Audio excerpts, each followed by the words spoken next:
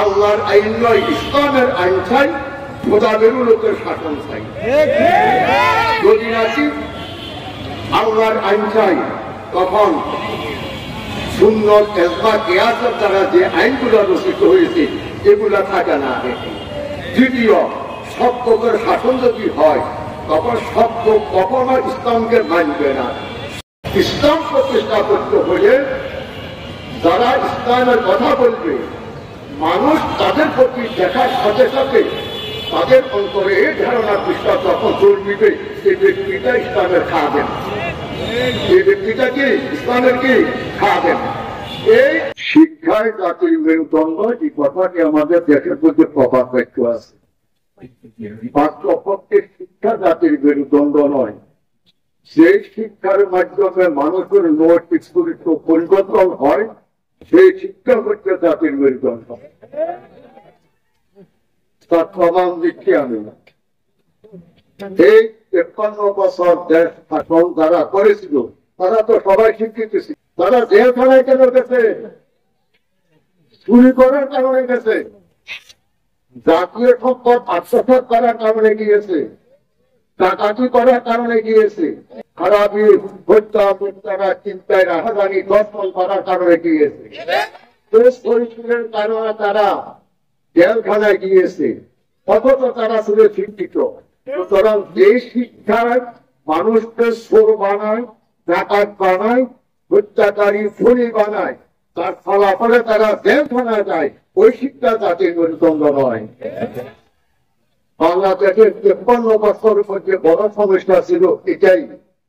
এই জন্যই ছাত্র আন্দোলনের পক্ষ থেকে ইসলামী আন্দোলনের পক্ষ থেকে আমরা বলতে চাই, শুধু শিক্ষায় জাতির মেরুদণ্ড নয়, যে শিক্ষা মানুষের নৈতিক চরিত্র পরিবর্তন করে, আল্লাহর ভয় অন্তরে সৃষ্টি করে, সেই শিক্ষা হচ্ছে জাতির মেরুদণ্ড, সেই শিক্ষা হচ্ছে জাতির রক্ষা কবচ।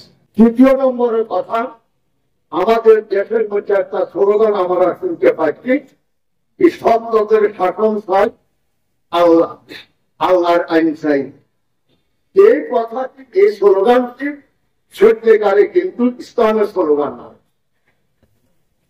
ইসলামের স্লোগান নয়। সব এবং খোদাসু আল্লাহ ভিন্ন। একজন খ্রিস্টান কিন্তু সব হয়, একজন বৌদ্ধ সব হয়, চুরি করে না, ডাকাতি করে না, আত্মসাৎ করে না, সে সব হয়, কিন্তু সে খোদাবিরু হয় না। কি হয় না? খোদাবিরু হয় না।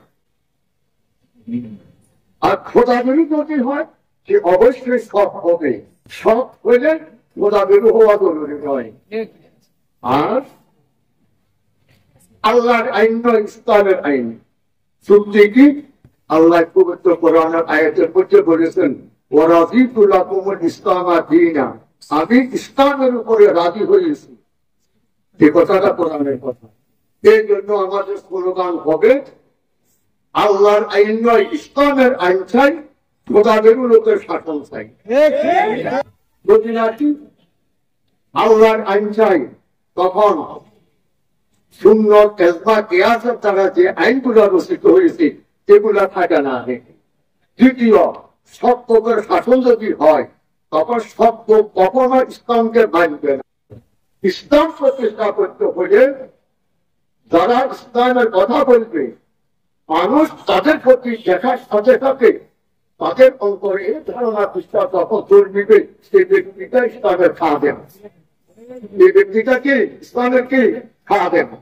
এই আস্থা বিশ্বাস ধারণা যার প্রতি সৃষ্টি হবে, এই ব্যক্তি ইসলামের খাদেম। ওই ব্যক্তি তারা ইসলাম হবে।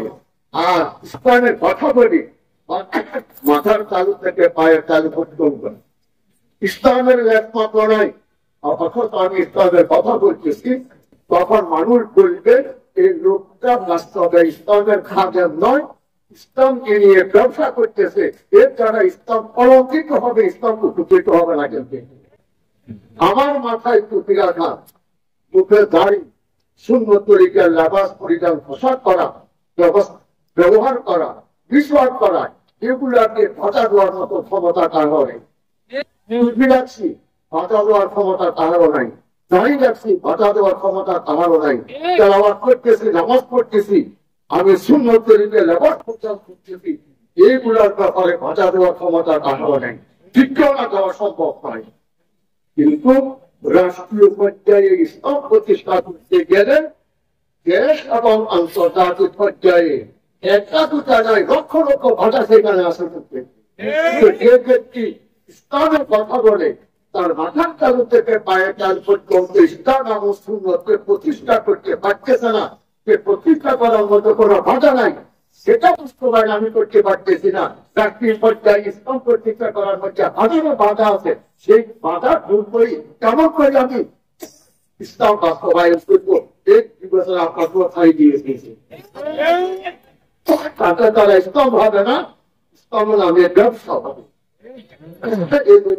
আন্দোলনের অনুরোধ করব, তোমাদের আপাদমস্তক, তোমাদের আচার ব্যবহার, আখলাক চরিত্র এমন হতে হবে মানুষ যেন মনে করে এই ছেলেটা ইসলামের খাদেম, ইসলামের সেবক। এই আস্থা যদি অর্জন করতে পারো, অল্প সংখ্যক ছাত্র দিয়ে এই দেশের মধ্যে ইসলাম বাস্তবায়ন হবে। আর যদি তার বিপরীত হয়, লক্ষ ছাত্র দিলেও কিন্তু আমাদেরকে মানুষ ইসলামের ব্যবসায়ী বলবে, খাদেম বলবে না, আমার দ্বারা ইসলাম প্রতিষ্ঠা হবে না। কিন্তু এই জন্য তোমাদেরকে আখলাক অর্জন করার জন্য বলতেছি, সমাজের কর্মকরী মানুষের আস্থা অর্জন করার জন্য বলতেছি, আখলাক অর্জন করবে, সুন্নত তরিকা চলাফেরা করবে, মানুষের সাথে সব ব্যবহার করবে, মুআমালা মুআশারা, দিল্লি ভাষা সব বিষয়ে এমন ভাবে মানুষের সাথে আচরণ করবে, মানুষ তবে মনে করে এই ব্যক্তি, এই ছেলে সত্যিকার ইসলামের সেবক। এই গুণগুলো অর্জন করার জন্য সবাই বলতে আমার বক্তব্য শেষ করছি। আসসালামু আলাইকুম।